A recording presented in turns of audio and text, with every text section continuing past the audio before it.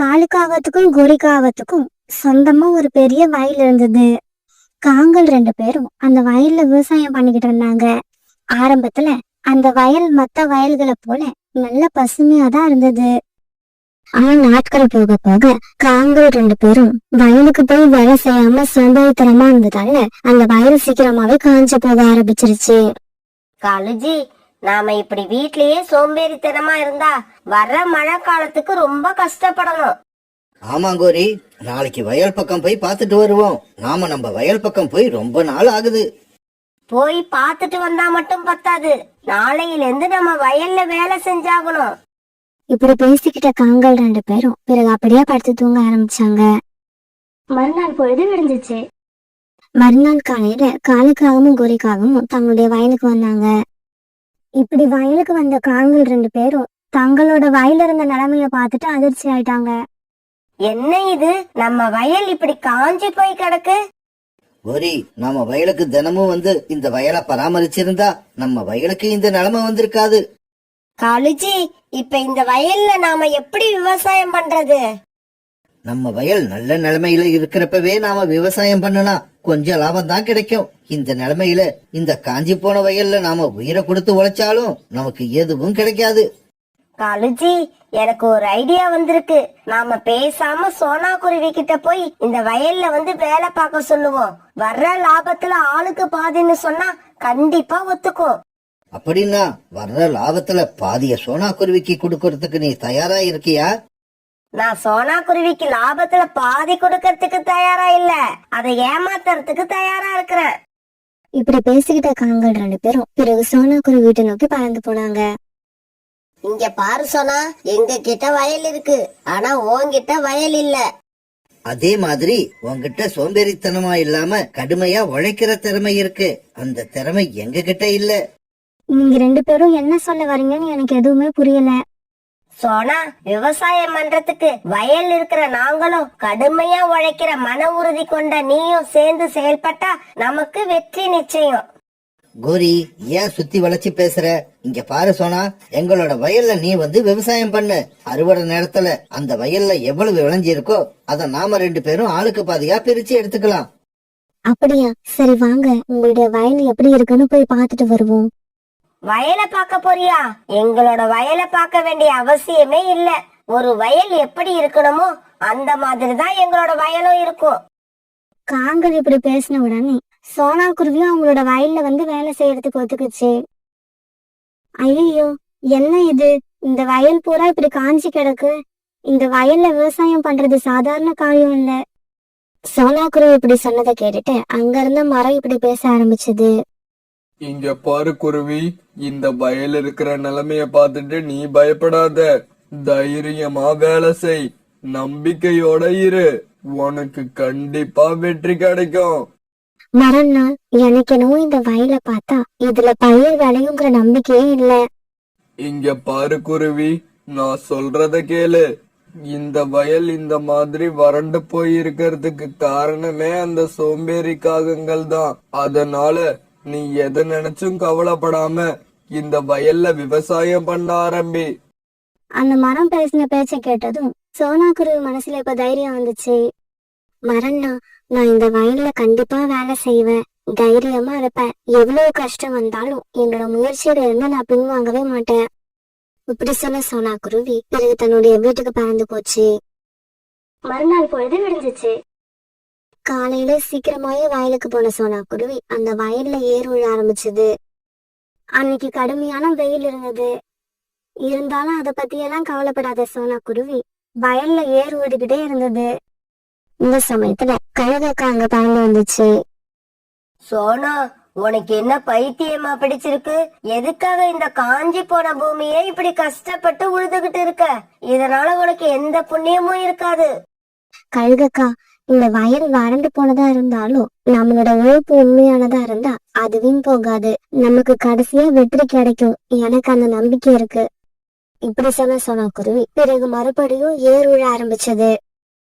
இப்படி ஒரு நாள் பூரா அந்த வயல்ல ஏர் உழுத சோனா குருவி பிறகு தன்னுடைய வீட்டுக்கு பறந்து போச்சு. மறுநாள் காலையில யாருமே எதிர்பாராத வகையில அந்த காட்டுல மழை பெய்ய ஆரம்பிச்சது. இப்படி மழை பெய்யறத தன்னோட வீட்டுல உட்கார்ந்து அந்த சோனா குருவி ரொம்பவும் சந்தோஷத்தோட பாத்துக்கிட்டு இருந்தது. அந்த நாள் பூரா மழை பெஞ்சுக்கிட்டே இருந்தது. மறுநாள் காலையில சோனா குருவி காங்களோட வயலுக்கு பறந்து போச்சு. அந்த வயலோட ஒரு பகுதியில தண்ணீர் தேங்கி நின்னுச்சு. அதே வயலோட இன்னொரு பகுதி காஞ்சு போய் இருந்தது. என்ன இது, ஒரே வயலோட 2 பகுதியும் வேற வேற மாதிரி இருக்கு. இதுல என்ன பயிர் பண்றதுன்னு எனக்கு குழப்பமா இருக்கு. இப்படி நினைச்ச சோனா குருவி உடனே தன்னுடைய அம்மாவை பார்க்க பறந்து போச்சு.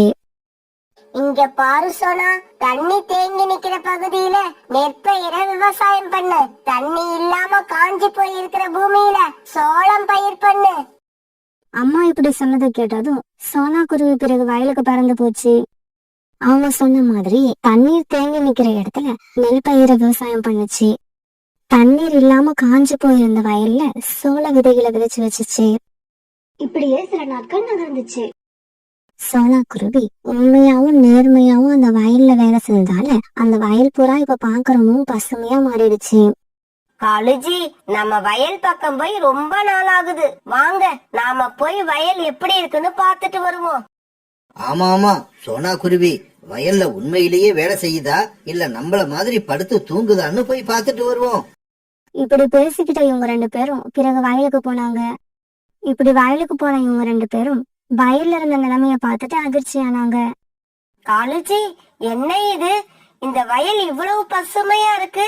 இந்த வயல் உண்மையிலேயே நம்மளோட வயல் தானா, இல்ல வயல் மாறி வந்துட்டோமா? கோரி அக்கா, இது வேற யார் வயலும் இல்ல, உங்களோட வயல் தான். நீங்க என்கிட்ட கொடுக்கும் போது வறண்டு போயிருந்த இந்த வயல்ல என்னோட உழைப்பு தான் இப்படி பசுமையா மாத்தி இருக்கு. சோனா, இதை எங்களால நம்பவே முடியல. நீ எங்க 2 பேரையும் ரொம்ப ஆச்சரியப்பட வச்சுட்ட. இப்படியே சில நாட்கள் நகர்ந்துச்சு. இப்ப நெற்பயிர் ரொம்பவும் அமோகமா விளைஞ்சிருந்தது. அதே மாதிரி சோள பயிரும் நெற்பயிர் கூட போட்டி போட்டுக்கிட்டு வளர்ந்திருந்தது. வயலுக்கு வந்து இதையெல்லாம் பார்த்த சோனா குருவி ரொம்பவும் சந்தோஷப்பட்டுச்சு. பிறகு நெற்பயிரையும் சோள பயிரையும் அறுவடை பண்ணி தனித்தனியா அடுக்கி வச்சுச்சு. இந்த சமயத்துல காங்களும் தங்களுடைய வயலை பாக்குறதுக்காக அங்க வந்தாங்க. காலன்னா கோரியக்கா, நான் நெல்லையும் சோளத்தையும் அறுவடை பண்ணி முடிச்சுட்டேன். இது 2 பாகமா பிரிச்சு நம்ம ஆளுக்கு பாதியா எடுத்துக்கலாம். என்னது, ஆளுக்கு பாதியா? இந்த வயல் என்ன உன்னோடதுன்னு நினைச்சிட்டியா? இந்த வயல் எங்களோடது. ஆமா சோனா, உனக்கு வேணும்னா 2 சோளம் தரேன். அத சாப்பிட்டுக்கிட்டே வீட்டுக்கு பறந்து போயிடு. இன்னும் ஒரு தடவை எங்களுக்கு பாதி உங்களுக்கு பாதின்னு என்கிட்ட பேசி எங்களோட கோபத்தை கிளப்பாத. இங்க பாருங்க, நீங்க செய்யறது நியாயம் கிடையாது. நான் இந்த வயல்ல ராப்பகலா உழைச்சிருக்கேன். என்னோட உழைப்பாலதான் இந்த வயல்ல நெல்லு சோளமும் இந்த அளவுக்கு விளைஞ்சிருக்கு. என்னை ஏமாத்தணும்னு நினைச்சீங்கன்னா அப்புறம் உங்களுக்கு எதுவுமே இல்லாம போயிடும். இப்படி பேசின சோனா குருவி ஆத்திரம் தாங்காம அப்படியே அழ ஆரம்பிச்சது. சோனா குருவி இப்படி அழறத பார்த்துட்டு அந்த வழியா பறந்து போன ரீட்டா, கிளி, புறா இவங்க எல்லாம் அங்க வந்தாங்க. நடந்ததை கேள்விப்பட்ட இவங்க 2 பேரும் இப்படி பேச ஆரம்பிச்சாங்க. இங்க பாருங்க, நியாயமா பார்த்தா நீங்க பேசுனதை விட அதிகமாவே சோனா குருவிக்கு கொடுத்தாங்கணும். ஆனா நீங்களும் சோனா குருவியை ஏமாத்த பாக்குறீங்க. ஆமா, நீங்க பேசினபடி பாதி விளைச்சல சோனா குருவிக்கு கொடுத்துருங்க. அதுதான் நியாயம். இங்க பாருங்க புறா, ரீட்டா, கிளி, நீங்க 2 பேரும் யாரு? இந்த விஷயத்துல நீங்க எல்லாம் பேசுறதுக்கு உங்களுக்கு அதிகாரமே கிடையாது. மரியாதையா இடத்த காலி பண்ணுங்க. இந்த சமயத்துல கழுகாக்காவும் அங்க வந்து சேர்ந்துருச்சு. கழுகாக்கா வந்ததும் புறா நடந்தது எல்லாத்தையும் கழுகாக்கா கிட்ட சொல்லுச்சு. கோரி, கழுகக்கா வந்துருச்சு. இதுக்கப்புறம் நாம இங்க இருக்கிறது ஆபத்து. சீக்கிரமா நாம எல்லா பயிர்களையும் எடுத்துக்கிட்டு வீட்டுக்கு கிளம்பணும். சரி சரி, நாங்க வீட்டுக்கு கிளம்புறோம். எங்களுக்கு தொல்லை கொடுக்காம நீங்க எல்லாம் இடத்த காலி பண்ணுங்க. ஏய் காகங்களே, நீங்க வேணா வீட்டுக்கு கிளம்பி போங்க, அதை யாரும் தடுக்க மாட்டாங்க. ஆனா இங்க இருந்து ஒரு நெற்பயிரை கூட நீங்க வீட்டுக்கு எடுத்துக்கிட்டு போக முடியாது. கழுகக்கா, என்ன இப்படி பேசுறீங்க? இந்த வயல் எங்களோடது, அது உங்களுக்கும் தெரியும் தானே? வயல் உங்களோடதுதான், ஆனா உழைப்பு எல்லாமே சோனா குருவியோடது. நான் கூட இந்த வயல்ல எதுவுமே கிடைக்காதுன்னு நினைச்சேன். ஆனா சோனா குருவி தன்னோட உழைப்பால என்னோட எண்ணத்தையே பொய்யாக்கி காட்டிடுச்சு.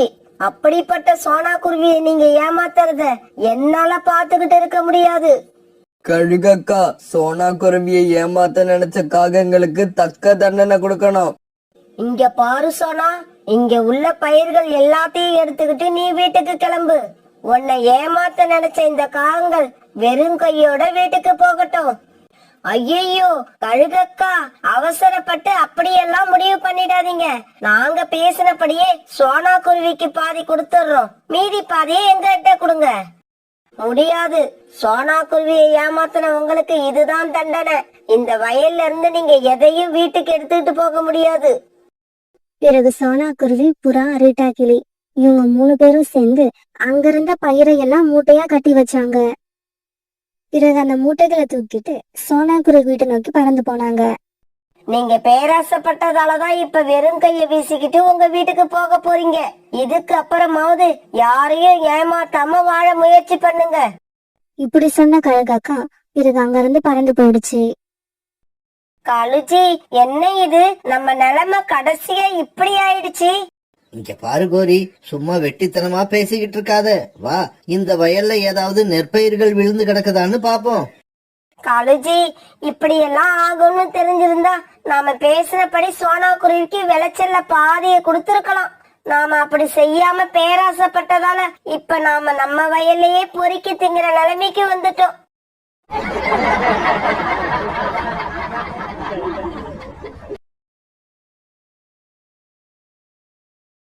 பெரிய கடற்கரைக்கும் பக்கத்துல இருந்த சுந்தரவன காடு அது. அந்த காட்டுல இருந்த ஒரு சின்ன வீட்டுல ராணா குருவியும் சோனா குருவியும் வாழ்ந்து வந்தாங்க.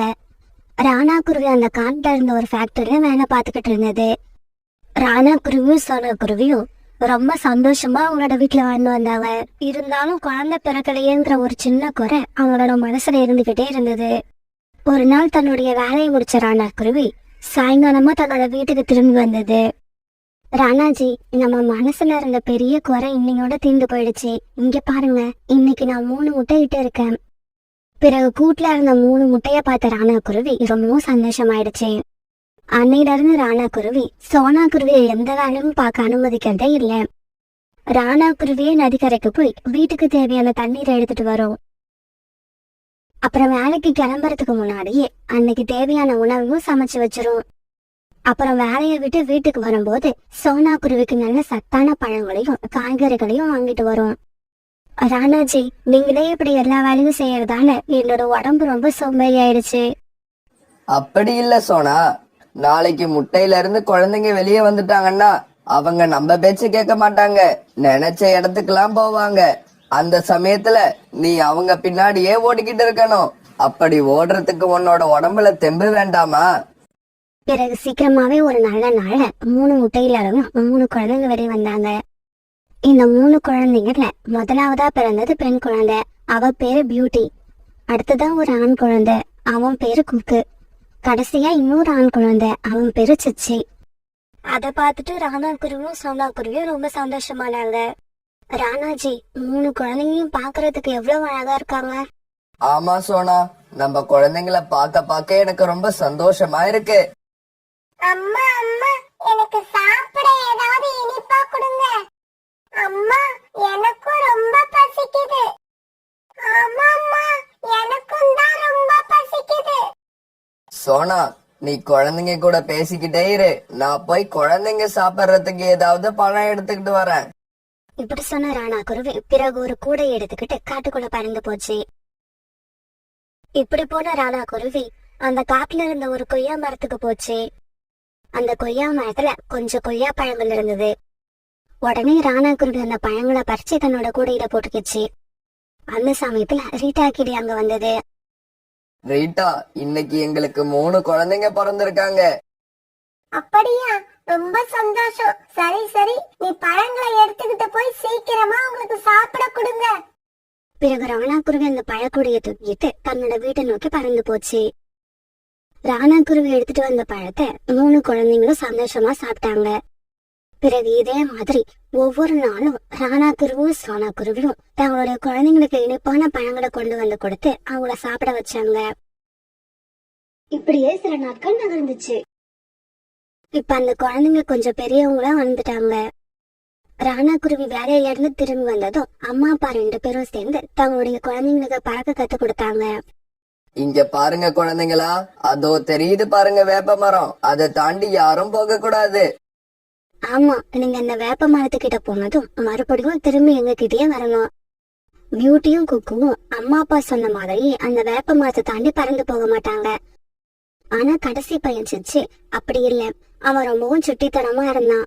அம்மா அப்பா சொன்னதை காதுல வாங்காம அந்த வேப்ப மரத்தையும் தாண்டி வேகமா பறந்து போய்கிட்டே இருந்தான். பிறகு ராணாக்குருவி பறந்து போய் அவனை வழியில மடக்கி திரும்பவும் தங்களுடைய வீட்டுக்கு அழைச்சிட்டு வந்துச்சு. இங்க பாரு சிச்சு, நீங்க 3 பேரும் இப்பதான் பறக்க கத்துக்கிறீங்க.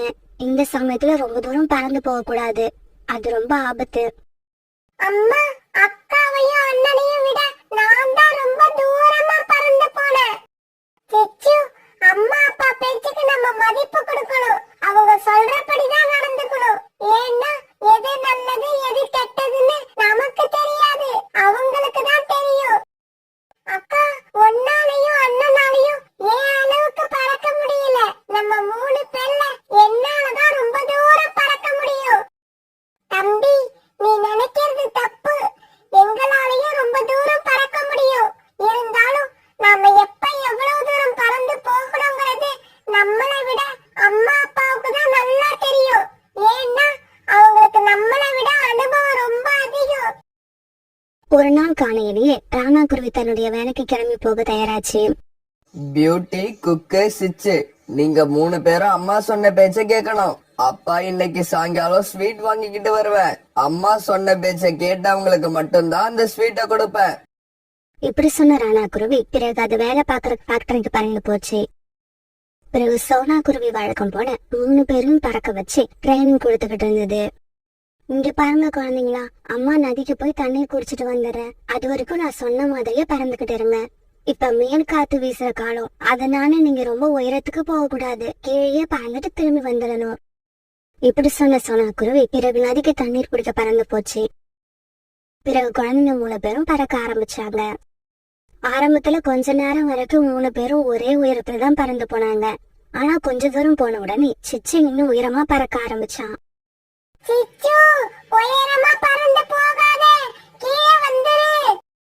சிச்சு, இப்ப மேல் காத்து வீசுற காலம்னு அம்மா சொன்னதை மறந்துட்டியா? சீக்கிரமா கீழே வா. ஆனா இவங்க பேச்சையெல்லாம் கேட்காத சிச்சு மேல பறந்து போய்கிட்டே இருந்தான். இப்படி பறந்து போன சிச்சு திடீர்னு ரொம்பவும் வேகமா வீசின மெயின் காத்துல மாட்டிக்கிட்டான். ரொம்பவும் வேகமா வீசுற காத்து சிச்சுவை தான் போன போக்குல எல்லாம் இழுத்துக்கிட்டு போச்சு. சிச்சு அந்த காற்றை விட்டு வெளியில வர எவ்வளவோ போராடி பார்த்தான்.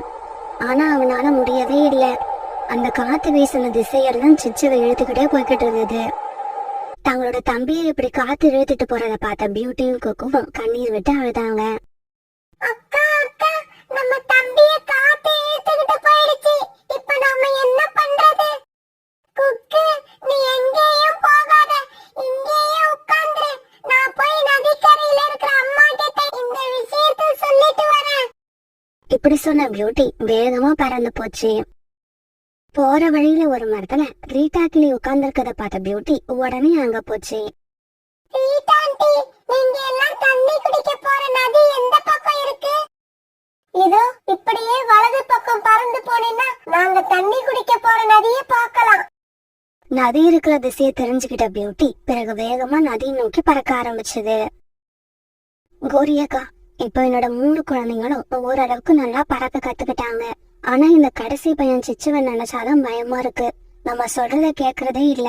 நம்ம தூரமா பறக்காதுன்னு சொன்னா அப்பதான் தூரமா பறந்து போறான்.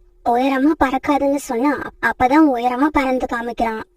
சோனா, குழந்தைங்க சின்ன வயசுல அப்படிதான் இருப்பாங்க. அதெல்லாம் வளர வளர சரியா போயிடும். சின்ன வயசுல என்னோட பையன் ஜக்கு பண்ணாத அட்டகாசமா. இப்ப பாரு, நாங்க சொன்ன பேச்ச கேட்டு அன்பா நடந்துக்கிறான். இவங்க இப்படி பேசிக்கிட்டு இருக்க சமயத்துல பியூட்டி வேக வேகமா பறந்து அந்த இடத்துக்கு வந்தது. அம்மா, அம்மா, நம்ம தம்பி. அம்மா, அம்மா, நம்ம சிச்சு தம்பி. பியூட்டி, என்னாச்சு? நம்ம சிச்சுவுக்கு என்னாச்சு? அம்மா, அம்மா, நாங்க 3 பேரும் பறந்து போய்கிட்டு இருந்தோம். சிச்சு எங்க பேச்ச கேட்காம ரொம்ப உயரத்துக்கு பறந்து போனான். அந்த சமயத்துல வேகமா வீசுற காத்து அவனை எங்கேயோ இழுத்துக்கிட்டு போயிடுச்சு. கடவுளே, இது என்ன சோதனை? வேகமா வீசின காத்து அவனை எந்த பக்கம் இழுத்துட்டு போயிருக்குனே தெரியல. இப்ப நான் என்ன பண்ணுவேன்? சோனா கவலைப்படாத, வா நாம போய் மேல் காத்து எந்த பக்கம் வீசுதுன்னு பாப்போம். பியூட்டி, நீ போய் குக்கு கூட இரு. அம்மா சிச்சுவை தேடி பார்த்துட்டு சீக்கிரமா வந்துடு. இப்படி சொன்ன சோனா குருவி பிறகு கோரிக்காகத்து கூட பறந்து போச்சு. வானத்துல பறக்க ஆரம்பிச்ச இவங்க நல்ல உயரத்துல பறந்து போனாங்க. சோனா, காத்து கடற்கரையை நோக்கி தான் வீசுது, வா நாம இந்த பக்கமா பறந்து போவோம்.